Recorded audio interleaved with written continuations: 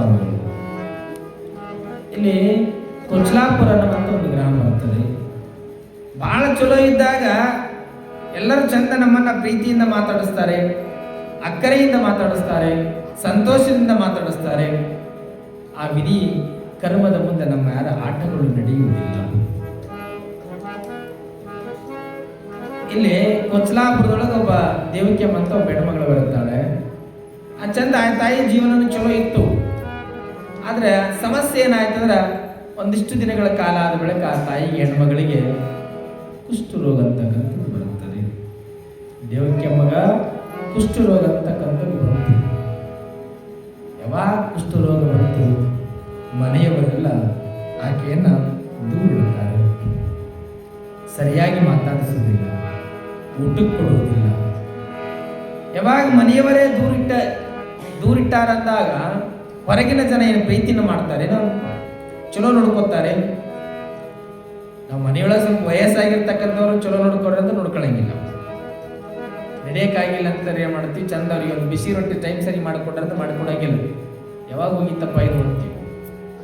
ಮತ್ತೇವಿಲ್ಲ, ಒಂದು 98 ವರ್ಷ ಆಗಿರ್ಬೇಕ್ರೆ ಬಹಳ ಸ್ವಲ್ಪ ಮನೆಯೊಳಗೆ ಸ್ವಚ್ಛ ಇರೋದಿಲ್ಲ. ಯಾಕಂದ್ರೆ ವಯಸ್ಸಾಗಿರ್ತಕ್ಕಂಥವ್ರು ಸ್ವಚ್ಛ ಇರೋದಿಲ್ಲ. ನಾವಾಗಿ ಸ್ವಚ್ಛ ಮಾಡಿದ್ರೆ ಚಲೋ ನೋಡ್ಕೊಂಡ್ರೆ ಇನ್ನೂ ಒಂದು 4-6 ವರ್ಷಗಳ ಕಾಲ ಚಲೋ ಬದುಕ್ತಾರೆ. ವಯಸ್ಸಾಗ್ಯದಿದೆ, ಯಾವಾಗಾದ್ರೂ ಹೋಗಿತ್ತಪ್ಪ ಅಂತ ತಿಳ್ಕೊಂಡ್ರೆ ಯಾವಾಗಾದ್ರೂ ಕೇಳಿ. ವಯಸ್ಸಾಗ್ಯದ ಯಾರ ಮನೆಗಾಗಿ ದುಡಿದಾರೆ ಅವರು? ಅದೇ ಮನೆಗಾಗಿ ದುಡಿದಾರೆ, ಅದೇ ಸಂಪತ್ತಿಗಾಗಿ ದುಡಿದಾರೆ. ಅದೇ ಸಂಪತ್ತಿ ನಾವು ಬಂದೀವಿ, ಅದೇ ಸಂಪತ್ತು ನಾವು ಊಟ ಮಾಡಕ್ ಬಂದೀವಿ. ಅವ್ರು ಚಲೋ ನೋಡ್ಕೋಬೇಕಾದ್ರೆ ನಮ್ಗೆ ಗೊತ್ತಿರೋದಿಲ್ಲ. ಚಲೋ ಇದ್ದಾಗ ಎಲ್ಲರೂ ಮಾತಾಡಿಸ್ತಾರೆ. ಅದಕ್ಕೆ ನಮಗೂ ಮುಂದೆ ಇದು ಯೌವನ ಅಂತಕ್ಕಂಥದ್ದು ಯಾರಿಗೂ ಶಾಶ್ವತವಾಗಿರ್ತಕ್ಕಂಥದ್ದಲ್ಲ. ಎಲ್ಲರಿಗೂ ಒಂದಲ್ಲ ಒಂದು ರೋಗ ರುಜಿನಗಳು ಬರ್ಬೋದು, ಮುಪ್ಪು ಆವರಿಸಬಹುದು. ಯಾವಾಗ ಮುಪ್ಪು ಆವರಿಸ್ತದೆ ಸ್ವಲ್ಪ ಚಲೋ ನೋಡ್ಕೊಳ್ಳುವಂಥ ಪ್ರಯತ್ನವನ್ನು ಮಾಡಬೇಕು.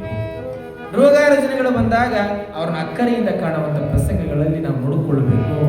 ಆದರೆ ಆ ದೇವಕ್ಕಮ್ಮಗ ಕುಷ್ಠರೋಗ ಬಂತು. ಯಾವಾಗ ಕುಷ್ಠರೋಗ ಬಂತು, ನಾವು ಹಿಂಗೆ ಮುಟ್ಟಿದ್ರ ನಮಗೂ ಮೈಗೆ ತಾಕ್ತಾರೆ, ಅಂಟು ರೋಗ, ನಮಗೂ ಕುಷ್ಠರೋಗ ಬರ್ತಾರೆ ಅಂತ ತಿಳ್ಕೊಂಡು ಆ ಹೆಣ್ಣು ಮಗಳಿಗೆ ಊಟ ಇಲ್ಲದಂಗೆ ಹೊರಗೆ ಹಾಕಬೇಕು. ಯಾವಾಗ ಹೊರಗೆ ಹಾಕಿದ್ರು ದುಃಖ ಸಣ್ಣದೇ. ದೇವಕಿಯಮ್ಮ ಕಣ್ಣೀರಾಗ್ತಾಳೆ. ಯಾವ ಜನ್ಮದೊಳಗ ಯಾವ ತಪ್ಪಿಗಾಗಿ ನನಗೆ ಈ ರೋಗ? ಓ ಶಿವನೇ,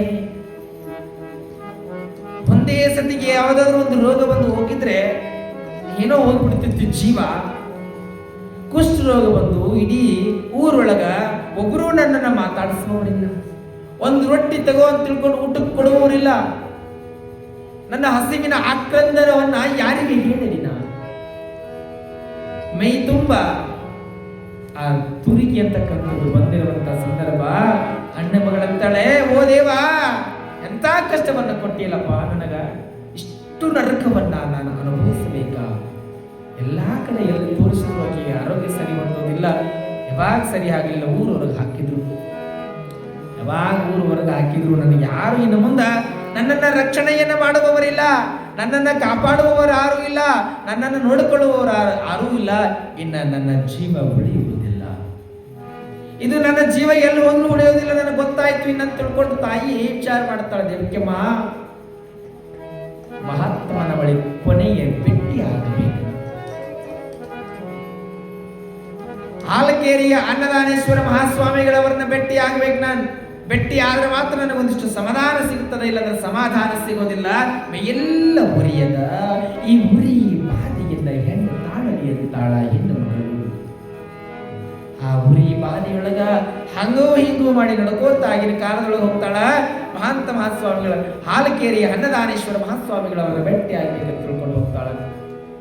ಅವತ್ತೇನೋ ಒಂದು ಸಮಯ, ಎಲ್ಲಾ ಸಮಯ ಅವ್ರ ಸ್ನಾನ ಲೇಟ್ ಆಗಿತ್ತು, ಸ್ನಾನಕ್ಕೆ ಬೇಗ ಹೋಗಿರ್ಲಿಲ್ಲ. ಆ ದ್ವಾರ ಬಾಗಿಲಿನ ಮುಂದೆ ಹೋಗೋದಕ್ಕ ಮಠದೊಳಗೆ ಪ್ರಯತ್ನವನ್ನ ಪಟ್ರೆ ದೇವಕಿಯಮ್ಮನ ಒಳಗೆ ಬಿಡೋದಿಲ್ಲ. ಯಾರು ಬಿಡ್ತಾರೆ? ಕುಷ್ಠರೋಗ ಬಂದಿರುವಂತ ಹೆಣ್ಣು ಮಗಳನ್ನ ಮಠದೊಳಗೆ ಬಿಡ್ತಾರೆ ಏನೋ? ಮಹಾತ್ಮನನ್ನ ಭೇಟಿ ಆಗೋದಕ್ಕೆ ಬಿಡ್ತಾರೆ ಏನೋ? ಸಾಧ್ಯವಿಲ್ಲದ ಮಾತು. ಭೇಟಿ ಆಗೋದಕ್ಕೆ ಬಿಡೋದಿಲ್ಲ ಯಾರು. ಚಲೋ ಇದ್ರೆ ಕರ್ಕೊಳ್ತಾರೆ ನಮ್ಮನ್ನ, ಚಲೋ ಇಲ್ಲಂದ್ರೆ ಯಾರು ಕರ್ಕೊಳ್ಳ. ಮಹಾತ್ಮನನ್ನ ಭೇಟಿ ಆಗೋದಕ್ಕೆ ಆಗೋದಿಲ್ಲ. ಹ್ಯಾಂಗ ಚಿಂತೆ ಮಾಡ್ಲಾಕತ್ತಿದ್ರು. ಚಿಂತೆ ಮಾಡುವಂತ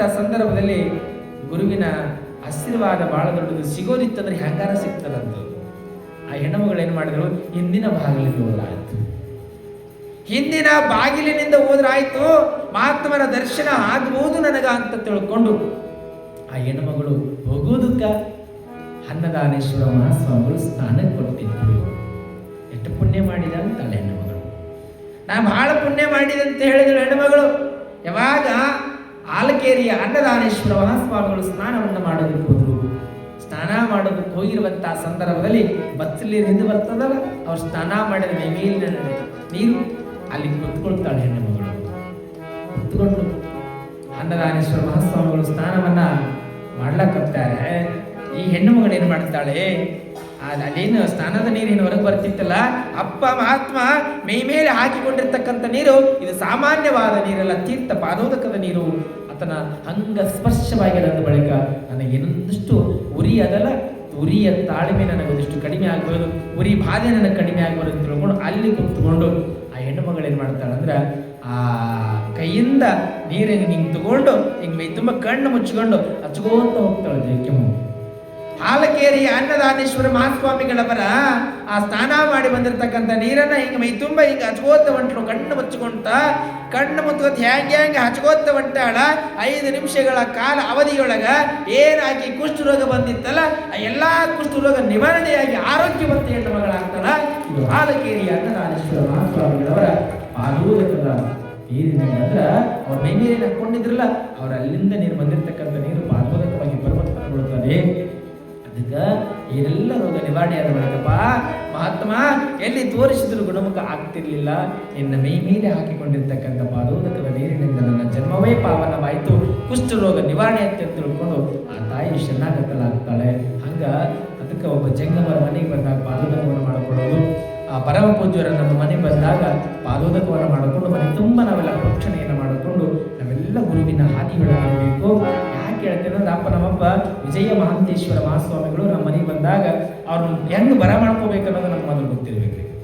ಸಂತ ಮಹಾತ್ಮರ ಮನೆಗೆ ಬಂದಾಗ ಹೆಂಗೆ ಬರ ಮಾಡ್ಕೊತೀವಿ ಅನ್ನೋದು, ಮನೆಯೊಳಗೆ ಕರೆದುಕೊಳ್ಬೇಕಾದ ಪದ್ಧತಿಗಳಿದ್ದಾವೆ. ಹೆಂಗೆ ಕರ್ಕೋತೀವಿ? ಒಬ್ಬ ಮಹಾತ್ಮನನ್ನ ನಮ್ಮ ಮನೆಗೆ ಬರ ಮಾಡ್ಕೋಬೇಕು.